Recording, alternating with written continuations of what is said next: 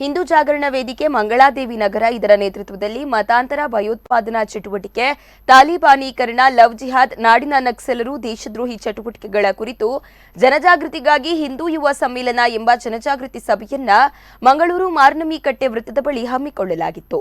ಈ ಯುವ ಸಮ್ಮೇಳನದ ಜನಜಾಗೃತಿ ಸಭೆಯಲ್ಲಿ ಮುಖ್ಯ ಅತಿಥಿಗಳಾಗಿ ಹಿಂದೂ ಜಾಗರಣ ಮುಖಂಡರಾದ ಶ್ರೀಕಾಂತ್ ಶೆಟ್ಟಿ, ಹರೀಶ್ ಕುಮಾರ್, ಕಿಶೋರ್ ಕುಮಾರ್, ಚಿನ್ಮಯ್ ರೈ ಮತ್ತಿತರರು ಭಾಗಿಯಾಗಿದ್ದರು।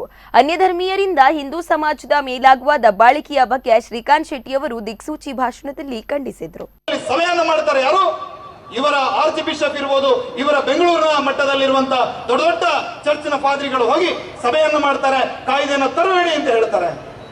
ಹಾಗಾದ್ರೆ ನಾವು ಇವತ್ತಿನವರೆಗೆ ನೀವು ಮತಾಂತರಿಗಳ ಜೊತೆ ಇಲ್ಲ ಅನ್ನುವಂತ ಮಾತನ್ನ ನಂಬಿಕೊಂಡಿದ್ವಿ। ಇದರ ಬಗ್ಗೆ ಅನೇಕ ಚರ್ಚೆಗಳು ನಡೆಯಿತು।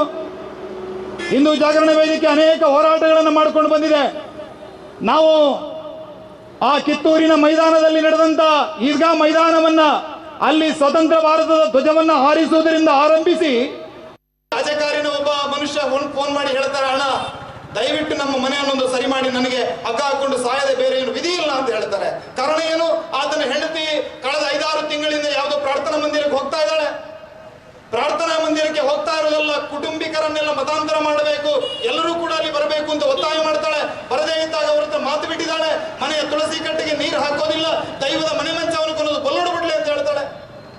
ಈ ರೀತಿಯ ಸ್ಥಿತಿಗಳು ನಮ್ಮ ಮನೆಗಳನ್ನು ಒಡೆಯುವಂತ ಕೆಲಸವನ್ನ ಆ ಮತಾಂತರಿ ಕ್ರಿಮಿಗಳು ಮಾಡ್ತಾ ಇರಬೇಕಿದ್ರೆ ಇದರ ಬಗ್ಗೆ ಒಂದು ಕಠಿಣವಾದಂತ ಕಾಯ್ದೆಯನ್ನ ಈ ರಾಜ್ಯ ಸರ್ಕಾರ ತರಬೇಕಲ್ವಾ? ನಾವು ಈ ರಾಜ್ಯ ಸರ್ಕಾರವನ್ನು ಆಯ್ಕೆ ಮಾಡಿರೋದು ನೀವು ರಸ್ತೆ ಮಾಡಿ, ಸೇತುವೆ ಮಾಡಿ, ಫ್ರೀ ಆಗಿ ಪುಗಸಟ್ಟೆ ಅಕ್ಕಿ ಕೊಡಿ ಅಂತಲ್ಲ, ಈ ಕೆಲಸವನ್ನು ನಿಮಗಿಂತ ಹೆಚ್ಚಾಗಿ ಬಹಳ ಅಚ್ಚುಕಟ್ಟಾಗಿ ಬೇರೆಯವರು ಮಾಡ್ತಾ ಇದ್ರು।